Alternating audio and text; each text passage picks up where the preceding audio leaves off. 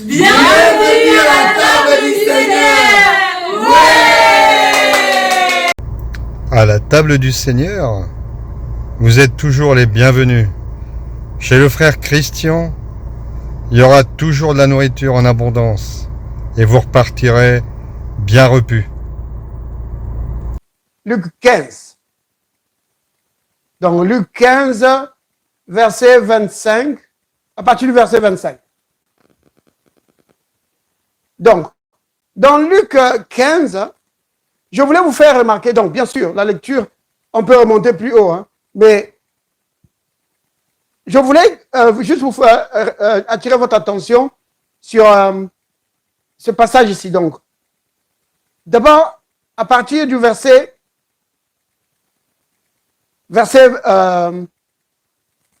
prenons le verset 28. Il se mit en colère. Donc ça, c'est le fils aîné. Hein? Et il s'est mis en colère. Et pourquoi s'est-il mis en colère? C'est parce qu'on lui a dit, le serviteur lui a dit, que ton frère est revenu. Donc ça, c'est le verset 27. Hein? Il dit, ton frère est de retour. Et parce qu'il a retrouvé en bonne santé, ton père a tué le veau gras. Est-ce qu'il va se réjouir? Non. Il se fâche. Il se mit en colère et ne voulut pas entrer. Son père sortit et le pria d'entrer. Verset 29. Mais il répondit à son père, voici, il y a tant d'années que je te sers sans avoir jamais transgressé tes ordres. Et jamais tu ne m'as donné un chevreau pour que je me réjouisse avec mes amis. Sœur Sienne, que le Seigneur te bénisse. Amen. Également, papa.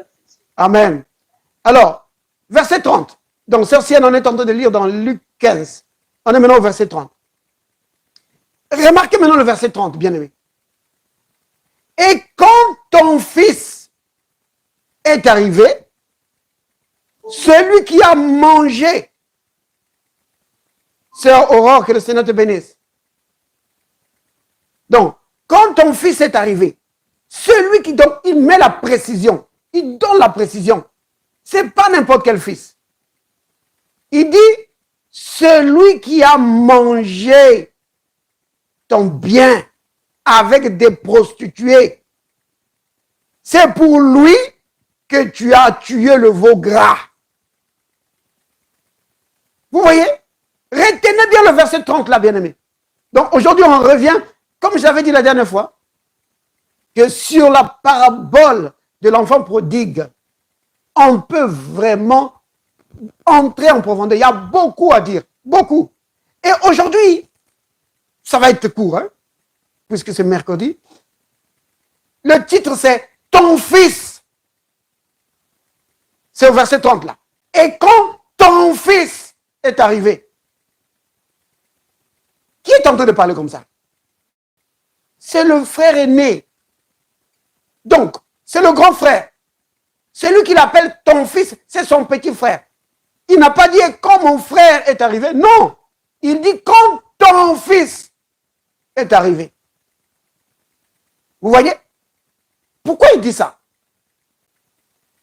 Il dit ça parce que il veut faire remarquer à son père que tu le traites plus, tu traites mon frère plus en fils que moi. Moi, tu ne me traites pas comme un fils.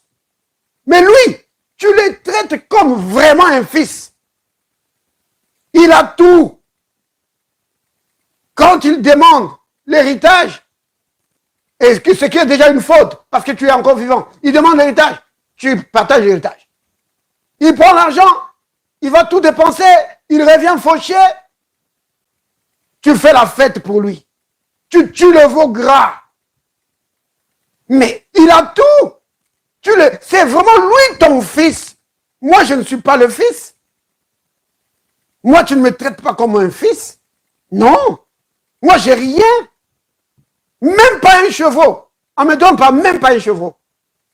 Le vrai fils, c'est lui. Vous voyez bien aimé? Donc, dans ces paroles-là, le grand frère est en train de ressortir, de vomir toute la frustration qu'il avait gardée au-dedans de lui. Moi, ne me traite pas comme un fils. Moi, je n'ai rien. Et dans le corps de Christ, parfois c'est comme ça. Vous voyez? On dit, ah, eux, c'est eux qui souvent, Dieu aime les autres, moi, même pas. Il y a des gens qui se sentent comme ça, que Dieu ne les aime pas. Que moi, quand je prie, moi, j'ai toujours des problèmes, j'ai toujours des situations compliquées. Mais les autres, ils sont bien. Les autres, ils sont bien, ils ont tout. Moi, je n'ai rien. Dieu, qu'est-ce que Dieu me donne? Moi, j'ai rien. J'ai que des problèmes, j'ai que des soucis. Vous voyez? Oh, Dieu m'aime pas vraiment. Dieu aime les autres, mais pas moi. Ou alors, il m'aime moins que les autres. Parfois, il y a ce sentiment-là, même si on ne le dit pas. Mais parfois, dans le cœur, il y a ce sentiment-là. Que Dieu a été beaucoup plus favorable aux autres qu'à moi. Moi, je n'ai eu que des problèmes. Bien-aimé, la Bible dit que Dieu ne fait pas de favoritisme. Nous sommes tous les enfants bien-aimés de Dieu. Vous comprenez, bien-aimé? Alors, le frère ici, le grand frère, il se sentait vraiment floué. Il dit, mon petit frère, il a tout. C'est lui vraiment le fils. Maintenant, bien-aimé, je vais vous poser une question. Est-ce qu'il avait vraiment raison de penser ça? Oui, tu peux parler. Oui? Moi, il a dit que les enfants de Dieu sont tous égaux. Les enfants de Dieu sont tous égaux. Il n'avait pas raison de penser ça. Mais n'empêche que dans sa réalité, vous voyez, son frère, il a demandé qu'on partage le bien, on a partagé le bien. Il va dépenser tout, il revient, on fait la fête pour lui. Mais lui n'a rien, alors qu'il travaille dur. Donc, ce qu'il ressentait dans sa vie, c'est que lui n'avait rien et que son frère avait tout. Vous voyez? C'était ça le problème. Mais bien aimé,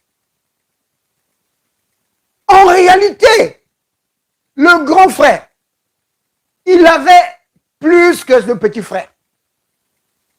En réalité. Pourquoi? Mais regardez le verset 31. Voici ce que le père dit. Mon enfant, lui dit le père, tu es toujours avec moi. Et tout ce que j'ai est à toi. Vous voyez? Donc le père lui dit, mais fiston, toi et moi on est toujours là ensemble, non? Tout ce que tu vois ici, tout, c'est à ta disposition. Tu peux en jouir comme tu le veux et quand tu veux. Vous voyez? Donc, la frustration et la privation dans laquelle se trouvait le grand frère, c'était juste une question de révélation. Sœur Sylvie, que le Seigneur te bénisse. Donc, c'était juste une question de révélation. Le grand frère était dans la privation à cause du manque de révélation. Parce qu'en réalité, il avait accès à toutes les richesses de son père. Vous voyez? Mais cependant, il vivait dans la privation. Et bien aimé. Maintenant, je ramène ça à nous, parce que la raison pour laquelle j'en parle, c'est je ramène ça à nous. Donc, pour la sœur qui vient de nous rejoindre là, nous parlons encore des deux frères. Et maintenant, notre titre, c'est au verset 30. Quand le grand frère dit au père, quand ton fils est revenu. Donc, pour dire que lui, tu le traites mieux que moi. Oui, papa, tu traites mon frère mieux que moi. Tu t'es montré bon envers mon frère plus que chez moi. Moi, je n'ai rien. Mon frère, il a tout. Moi, j'ai tous les maux, les maladies, les blocages. J'ai pas d'argent. Mon frère, il a tout. Moi, j'ai rien. Et alors que je travaille dur, j'ai rien. Vous voyez? Et il y a des enfants de Dieu qui pensent ça. Dieu a été bon envers les autres. mais pas envers moi. Mais bien-aimés, souvenez-vous, le Père, il est bon envers tous ses enfants.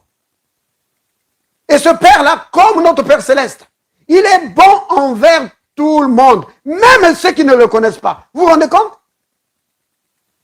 C'est ce que le Christ dit, qu'il fait pleuvoir sur les méchants et sur les justes. Vous comprenez? Donc, la différence entre celui qui vit dans l'abondance, dans la prospérité, la différence entre celui qui est en train de prospérer et celui qui n'est pas en train de prospérer, celui qui vit dans la victoire et celui qui vit dans la défaite, la différence, c'est seulement au niveau de la révélation, bien-aimé. La différence se trouve au niveau de la révélation. Le grand frère était dans la privation, c'est parce qu'il lui manquait la révélation. Et le Père est venu lui apporter la révélation qui lui manquait. Et la révélation, c'était quoi? C'est qu'il avait tout à sa disposition et qu'il pouvait prendre. Mais lui attendait que le Père lui donne. Le Père lui dit, mais non! Si tu es attaqué par les démons, parle, commande. Au nom de Jésus, toi, esprit impur, je brise ton pouvoir sur ma vie. Je te chasse de ma vie au nom de Jésus. Ne passe pas des années entre Dieu. Oh Père, fais quelque chose. Oh Père, fais quelque chose. Mais le Père dit, mais fiston, je t'ai donné l'autorité. Vous voyez?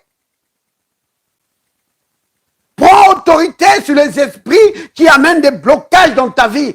Dis, vous, esprits impurs, qui bloquez ma vie, au nom de Jésus, je brise votre pouvoir. Je proclame la prospérité dans ma vie. Je proclame la réussite. Oui, le bonheur et la grâce m'accompagnent tous les jours de ma vie. Oui, les faveurs de Dieu me suivent. Oui, David a compris ça. Il le disait, il prophétisait sur sa propre vie. Façonne ta vie en prophétisant sur ta propre vie. Dis, merci Père, parce que tu m'as béni de toutes sortes de bénédictions spirituelles en Jésus-Christ. Jamais je ne manquerai de quoi que ce soit, parce que le Père prend soin de moi. Il a pourvu à tous mes besoins. Aucun esprit impur ne me dominera. Aucune maladie ne va dominer sur moi. Vous voyez? Vous comprenez, bien aimé? Donc, le grand frère était dans la privation. Je ne sais pas combien de temps il est resté comme ça, mais ça l'a frustré tellement. Juste à cause de l'ignorance. Manque de révélation. Vous comprenez pourquoi l'apôtre Paul, il priait vraiment pour les chrétiens qui étaient à Éphèse. Ça, c'est dans Éphésiens chapitre 1, à partir du verset 15. Où il dit que il priait, il faisait mention de ces bien-aimés-là dans ses prières, demandant que Dieu leur donne un esprit de sagesse et de révélation, qui vient illuminer, qui vient leur donner la révélation de qui ils sont et de ce qu'ils possèdent. Vous comprenez, bien-aimés? Parce que si tu ne sais pas qui tu es, c'est difficile pour toi de réaliser ce que tu possèdes. Parce que, bien-aimés, dans la Bible, vous allez voir que tout ce que Dieu dit dedans, toutes les bénédictions qui sont dedans, c'est pour les enfants de Dieu. Donc, si tu ne sais pas qui tu es, alors tu ne pourras pas les posséder. Et c'était le cas de ce grand frère. Il dit, ton fils, tu les traites en fils, mais moi, tu ne me traites pas en fils. Moi, tu me négliges. Moi, tu ne me donnes rien. Le père dit, oh, fiston, fallait prendre. Et il a dû se dire, comment est-ce que je n'ai pas pensé à ça? Oh, comment?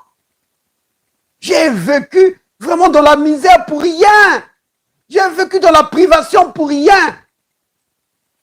Bien aimé, il y a des situations qui perdurent dans notre vie parce que nous ne faisons rien. Nous attendons que Dieu fasse quelque chose alors que Dieu attend que nous faisons quelque chose. Vous voyez? Vous vous souvenez de Matthieu 18, 18? Vous connaissez tous hein? Matthieu 18, verset 19, n'est-ce pas? Mais il y a Matthieu 18, 18. Vous vous souvenez de cela? Le Christ, il dit dans Matthieu 18, 18 que tout, mais c'est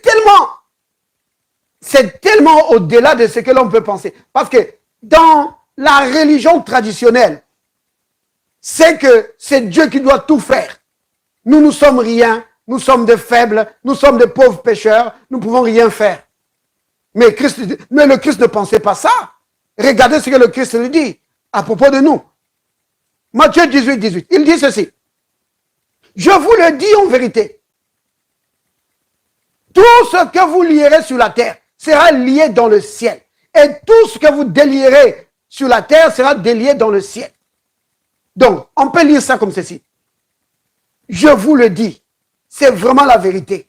Même si ça vous semble incroyable. Même si ça vous semble trop beau pour être vrai. Mais c'est vraiment la vérité. Tout ce que toi, tu vas interdire dans ta vie, le ciel va dire Amen. Tout ce que tu vas permettre dans ta vie, le ciel va dire Amen. Donc c'est toi qui décides. Jésus dit, c'est entre tes mains. Si tu dis au nom de Jésus, maladie, pauvreté, pas chez moi, au nom de Jésus, le ciel dit Amen. Je refuse de tomber malade. Le ciel dit Amen. Je refuse la pauvreté. Je refuse la misère. Je refuse les problèmes sans cesse. Je refuse la domination des esprits impurs dans ma vie. Le ciel dit Amen. Maintenant, bien aimé, quand le Christ dit ça, que ça sera lié au ciel. Quand tu lis sur la terre, ça sera lié au ciel. Quand tu délis sur la terre, ça sera délié au ciel. Ça veut dire quoi? Ça veut dire que ce que toi, tu vas dire de ta bouche, le ciel, donc Dieu, avec les anges, Dieu va prendre les résolutions. Il va dispatcher des anges. Envoyer ces anges pour que ce que toi, tu as proclamé de ta bouche puisse s'accomplir. Vous comprenez? Son esprit sera à l'œuvre pour accomplir ce que toi, tu as proclamé de ta bouche. Vous voyez? Oh là là, c'est cela les enfants de Dieu. Dieu nous aime tous. Nous sommes ses enfants. Vous comprenez, bien-aimés? Il n'y a pas quelqu'un qui est plus fils de Dieu qu'un autre. Il nous aime tous d'un même amour. La différence entre celui qui vit dans la victoire et celui qui est dans la défaite, c'est au niveau de la révélation de la parole, au niveau de la révélation de qui tu es. Quand tu comprends ces choses, toi aussi, tu vas vivre dans la victoire. Tu vas dominer sur les situations de la vie comme les autres. Parce que Dieu nous a tous appelés à une vie de victoire. N'a-t-il pas dit lui-même, dans Marc 16, au verset 17, il a dit, voici les signes, voici les miracles, voici le surnaturel. Qui va accompagner qui? Quelques-uns? Non, tous ceux qui croiront, tous, qu'ils soient pasteurs ou pas, qu'ils soient femmes, hommes, grands, vieux, jeunes, si tu crois en Jésus-Christ, ce passage-là, c'est pour toi. En mon nom, ils chasseront les démons. Vous voyez? Ça, c'est la vision du Christ par rapport à ta vie et à la mienne. Vivre dans la victoire devant les circonstances de la vie. Oh, béni soit le nom du Seigneur. Bien-aimés, on va dire tous ensemble. Père, merci pour ton amour envers moi. Merci pour ton amour envers moi. Merci Seigneur parce que ton amour a prévu la victoire pour moi. Merci Seigneur parce que ton amour a prévu la victoire pour moi. Oui, tu as pour moi des projets de bonheur et non de malheur. Oui, tu as pour moi des projets de malheur. Merci de m'avoir appelé à une vie de victoire. Merci de m'avoir appelé à une vie de victoire. Pour triompher devant les circonstances de la vie.